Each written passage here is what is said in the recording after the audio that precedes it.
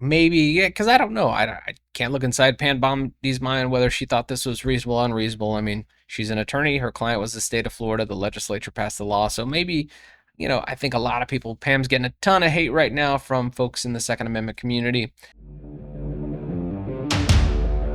We are the Armed Attorneys. Today we're talking about America's Second Amendment sweetheart, Pam Bondi, and a case that was just rendered in the 11th Circuit Court of Appeals as it relates to purchasing firearms, who's considered part of the people, and is SCOTUS going to get involved in this stuff? We're going to be talking about all that and more, but before we begin, show your support for the Second Amendment by hitting that like button. And so we have this case, Pam Bondi, acting in her capacity as the Attorney General for the state of Florida, uh, sticking up for some Second Amendment infringements. Yeah. So, as you may know, one of the key areas where Second Amendment litigation is occurring is basically attacking this distinction between 18-year-olds who can purchase long guns, but they cannot purchase handguns, and having to be 21 to purchase a handgun. So, what is it about being 18, 19, 20 years old that makes you ineligible to lawfully purchase a handgun from an FFL, but you can purchase a long gun from an FFL, except in the state of Florida, where they also raised the ability to purchase a rifle to the age of 21. And so this is kind of a unique situation where Florida, more strict than federal law, and that's what this attacks, that's what this case attacks, is that 21-year-old, that 18, 19, 20-year-old prohibition. Yeah, and so if you want to check this case out, this is National Rifle Association versus Bondi. This is case number 2112314. This is out of the 11th Circuit. This came out on March the 14th, 2025. So it's a very recent opinion. And essentially, we have this restriction on purchasing firearms under the age of 21 Florida law getting challenged, and the court upholds its restriction. And I'll say this was an extremely long opinion, over 160 pages long, pretty dense. So I think we should probably just dive into it.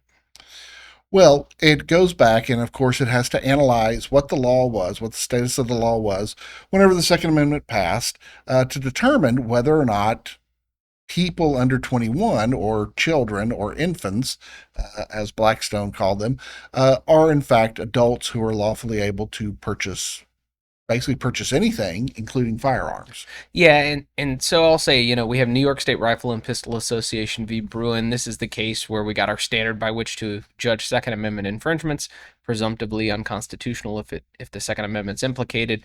Burdens over to the government to prove based on the text of the Second Amendment as informed by history and tradition that this is something that would have been regulated, or would have been okay to pass a law around at the time of the adoption of the Second Amendment in 1791.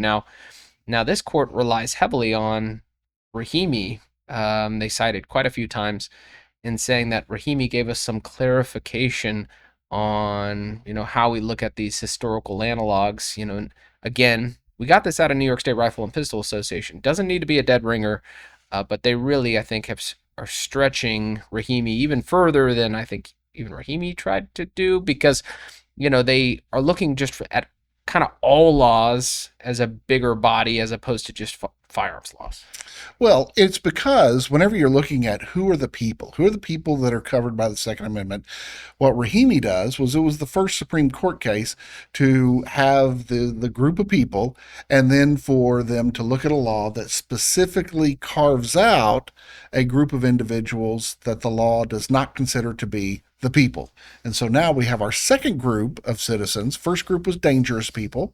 Now we have our second group of people, that is 18, 19, 20-year-olds, or as a larger definition, children, who can they be carved out of this big group called the people so that the Second Amendment does not apply to them. Yeah, and there's some hope here, but I'm going to kind of get to the punch here.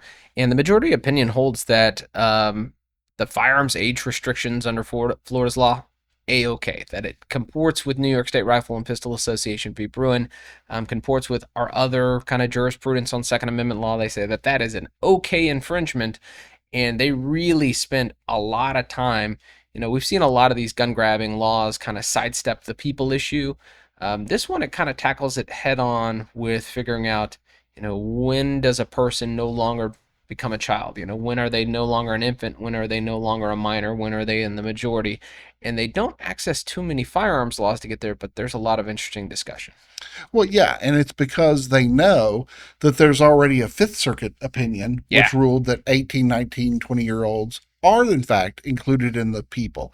And so they know that that's going to be the principal place where the courts are going to look. They want to work to substantiate their position. And so of course that's where they're going to spend the majority of the time. And it is a very long opinion. I guess maybe they think the Supreme Court will just simply do, everybody, you always They'll, hear they'll put the filings yes, on a scale. you hear the word balancing test. Yeah. Well, they're hoping that their opinion gets balanced against the Fifth Circuit opinion, and whichever one has more paper wins. Yeah, but I think let's talk about, because obviously the dissent doesn't agree with this, and you know it points out, hey, guess what? There's no implied age restriction in the Second Amendment. Well, clearly we don't have an age restriction in the text of the Second Amendment. If the founders wanted to say, hey, guess what? Only folks of majority, the right of the majority to keep and bear arms shall not be they would have said that, right? They would have put that in there. They didn't do that. Now, is that implied? I don't think so. The dissent doesn't think so either. But let's check out some of these quotes from the majority opinion, just so you can kind of see their napkin math on where they're coming from. They rely really heavily on Blackstone, and I'll just start with this one. So it says, at the founding, a person was considered an infant or a minor in the eyes of the law until age 21. So he's talking about kind of history of English common law at the time. This was published, during the founding of the United States. But in review of English common law, which the United States is partially based on, we pull a lot of our concepts of law from English common law. I have seen gun grabbers try to do this, where they cite not just colonial era gun laws, because those don't really exist very often, but they'll cite like English laws for firearms restrictions. Well, clearly those don't exist. We had a revolution over that. We declared independence from that. But just these kind of background, conversations about how something is defined, what's implied in common law. I think it's probably fair to talk about it. Well, and it's important to remember that most of our Bill of Rights come as a reaction to English common law and English political practices. And so, in some ways, you can say that relying on English law is, um, that the reliance is misplaced whenever it comes to rights.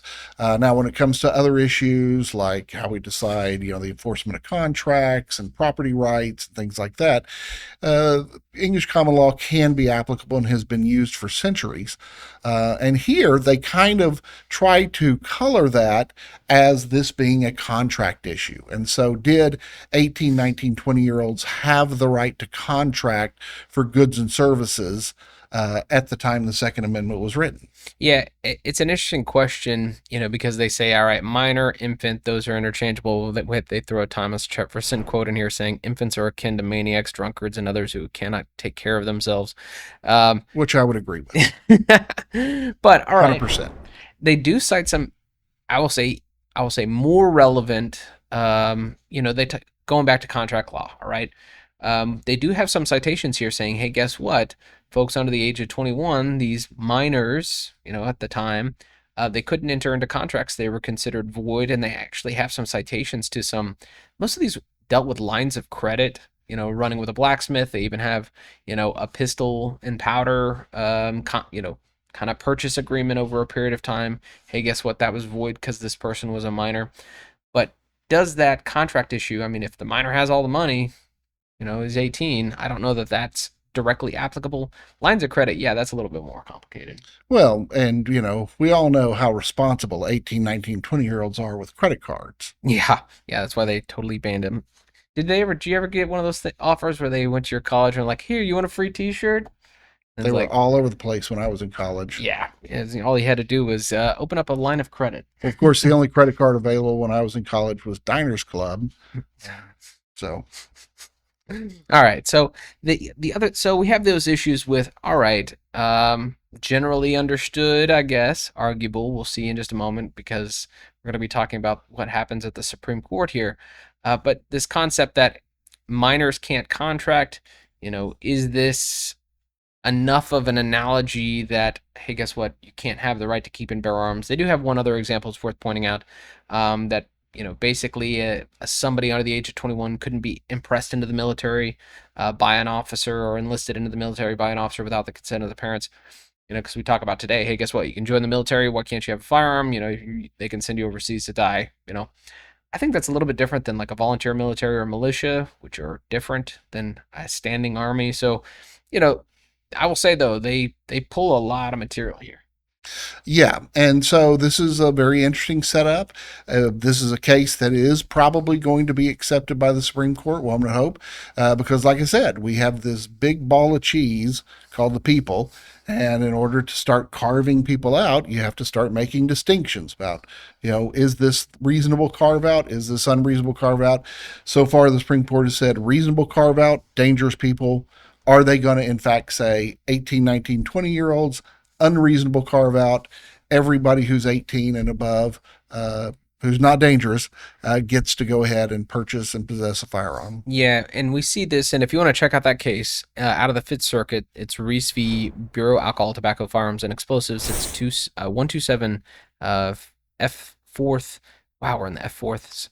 583, and this is the Fifth Circuit that came in 2025. So this is when you have two different circuit courts, coming down differently on a singular issue. Those are what's ripe for Supreme Court granting certiorari to say, hey, guess what? We're going to resolve this so the law isn't just kind of different all over the country, add some uniformity to this, give some clarity to gun owners. And so I would say, yeah, this is the right kind of case. Sure. And just a little piece of trivia. Several decades ago, Florida was actually in the Fifth Circuit before the 11th Circuit was created. Those bastards. Well, then we wouldn't have the circuit split. But, it's going to be interesting, I'll say, to say the least, if Bondi was trying to uphold these firearms restrictions as the state attorney general, and then, maybe she's a little bit biased going into this, trying to prop it up, argue, or, have some kind of influence in the Supreme Court saying, hey, guess what? We don't think this restriction is good anymore, because, typically the Attorney General for the United States weighs in on these things. Well, and maybe she was just simply acting under her constitutional duty while the Attorney General of Florida to have to advocate for the upholding of the laws that the Florida legislature passes, regardless of what her personal belief may be. Yeah, I don't know that. Yeah, maybe, yeah, because I don't know. I can't look inside Pam Bondi's mind whether she thought this was reasonable or unreasonable. I mean, she's an attorney. Her client was the state of Florida. The legislature passed the law. So maybe, I think a lot of people, Pam's getting a ton of hate right now from folks in the Second Amendment community. I don't know that it's warranted just yet. I think we keep our powder dry on this one because, I think we need to give her an opportunity to just see how she's going to come down on these things. But we hope you enjoyed this discussion. If you did, consider subscribing, hitting that like button, and help us fight the anti-2A algorithm by sharing this video. And don't forget to question and comment in the section down below. And until next time, we're the Armed Attorneys.